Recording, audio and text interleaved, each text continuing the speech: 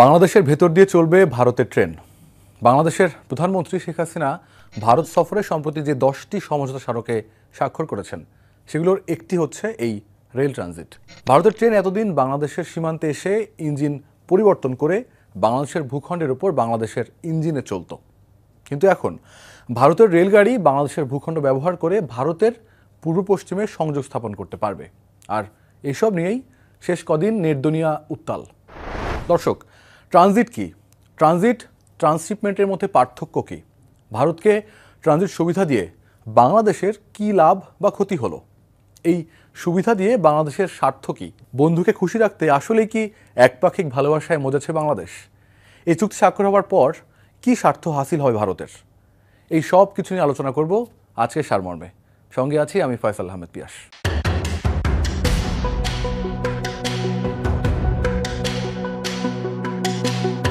সবার আগে চলুন জেনে নেই ট্রানজিট বলতে আসলে কি বোঝায়।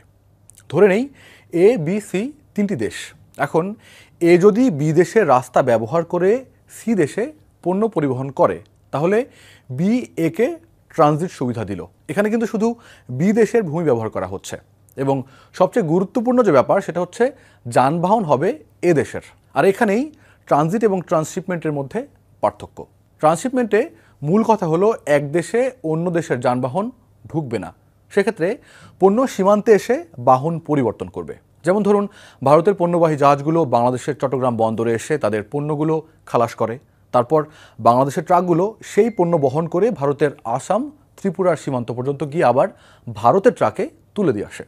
এটা হলো ট্রান্সশিপমেন্ট। এবার আসি রেল ট্রানজিট ইস্যু নিয়ে। চুক্তি অনুযায়ী পশ্চিমবঙ্গের গেদে থেকে ভুটান সীমান্তবর্তী ডালগাঁও পর্যন্ত পণ্যবাহী ট্রেন চালু করতে চায় ভারত। তার মানে হলো দর্শনা দিয়ে ঢুকে ঈশ্বরদী, আব্দুলপুর, পার্বতীপুর হয়ে চিলাহাটি পর্যন্ত বাংলাদেশের ভূখণ্ড ব্যবহার করে ভারতীয় ট্রেনটি আবার ভারতে প্রবেশ করবে। ভারতের পক্ষ থেকে জানানো হয়েছে পরীক্ষামূলকভাবে আগামী জুলাই মাসে বাংলাদেশের ভেতর দিয়ে ভারতের রেল চালানো হতে পারে। বর্তমানে 5টি রুটে বাংলাদেশ এবং ভারতের মধ্যে ট্রেন চলে। 3টি যাত্রীবাহী ইন্টারচেঞ্জ, বাকি 2টি পণ্যবাহী।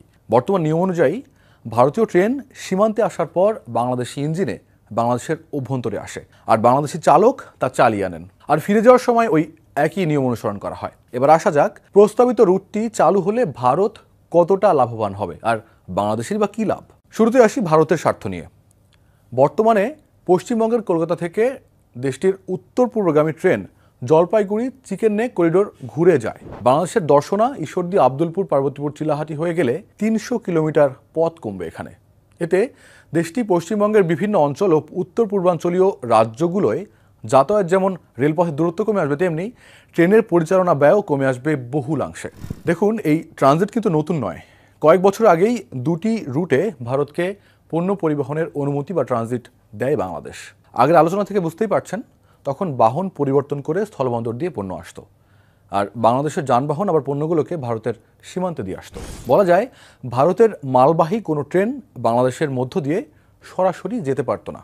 এতে প্রচুর খরচ এবং সময় ব্যয় হতো, আর এই সময় খরচ কমাতেই ভারতের বহুদিনের আকাঙ্ক্ষার ফলাফল এই রেল ট্রানজিট সুবিধা। এছাড়াও এই পথ দিয়ে বাংলাদেশের ওপর দিয়ে ভারত, মিয়ানমার সহ আসিয়ানভুক্ত দেশে পণ্য আমদানি রপ্তানি করতে পারবে ভারত। তবে আরেকটি কারণে এই চুক্তি ভারতের জন্য বেশ গুরুত্বপূর্ণ, সেটা হলো তাদের লুক ইস্ট পলিসি। এশিয়াতে চীনের সাথে পাল্লা দিতে আসিয়ানভুক্ত দেশগুলোতে বাণিজ্য কার্যক্রম বৃদ্ধি ভারতের জন্য খুবই গুরুত্বপূর্ণ ব্যাপার। এবার আসি বাংলাদেশ স্বার্থে। কূটনীতির ভাষায় এই চুক্তি বাংলাদেশের জন্য হতে পারে অন্যতম বার্গেনিং টুল। নন ট্যারিফ ব্যারিয়ার্স, সীমান্ত সমস্যা, সমুদ্র বিরোধ নিষ্পত্তি এবং পানি বন্টন চুক্তি সহ নানা ইস্যুতে এই ট্রানজিট সুবিধা হতে পারে বাংলাদেশের অন্যতম কূটনৈতিক হাতিয়ার। রিজিওনাল কানেক্টিভিটির ক্ষেত্রে ট্রানজিট, ট্রান্সশিপমেন্ট এগুলো কিন্তু খুবই স্বাভাবিক ব্যাপার। যেমন ধরুন, বলা যেতে পারে ইউরোপীয় ইউনিয়নের কথা। এছাড়াও বিভিন্ন অঞ্চলে এমন বাণিজ্যিক রুট বহু আগে থেকে কিন্তু প্রচলিত।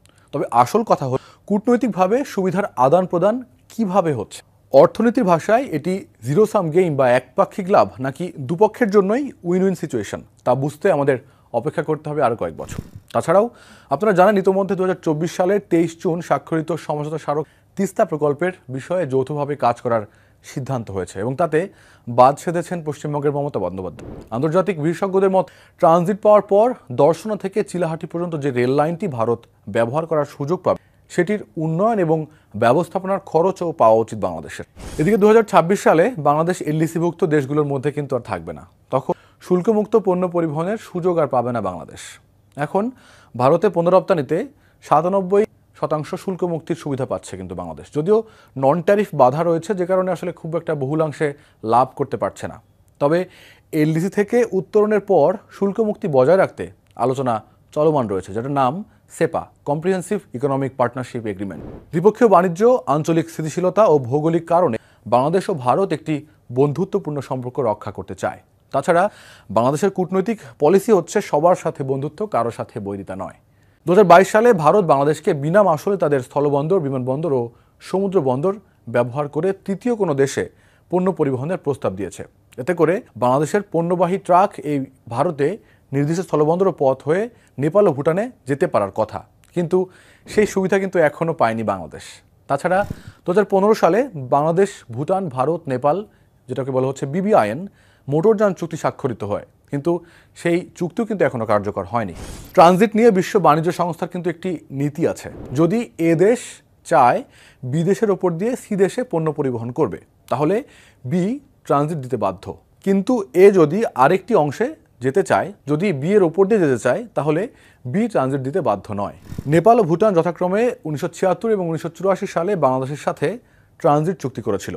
বিশ্ব বাণিজ্য সংস্থার নীতি অনুযায়ী ভারত বাধ্য থাকলেও ভুটান বা নেপালের সাথে ট্রানজিট সুবিধা বাংলাদেশকে দেয়া হয়নি। 2010 সালের পর এই অবস্থা কাটিয়ে উঠতে স্থলবন্দর ট্রানজিট রুটের সংখ্যা বাড়ানো হয়েছে।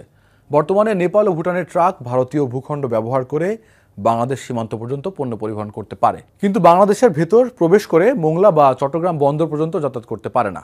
তবে অনেক আন্তর্জাতিক সম্পর্ক বিশেষজ্ঞরা মনে করছে এই নতুন রেল ট্রানজিট দেশের জন্য নিরাপত্তা হুমকিও হতে পারে, যদি সঠিকভাবে এই যাতায়াতের নিয়ন্ত্রণ বাংলাদেশের হাতে না থাকে। আবার ট্রানজিটের ইস্যু চীন কিভাবে দেখছে এবং আন্তর্জাতিক পরিমণ্ডলে এর গ্রহণযোগ্যতায় বা কতটুকু, তাও বিবেচনার বিষয়।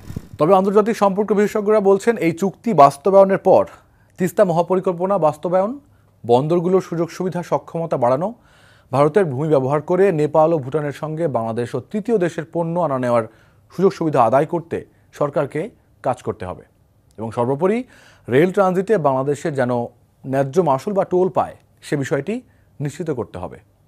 দর্শক, আজ এ পর্যন্তই। দেখা হবে সারমর্মের আগামী পর্বে। তার আগ পর্যন্ত ভালো থাকুন এবং সময়ের সঙ্গে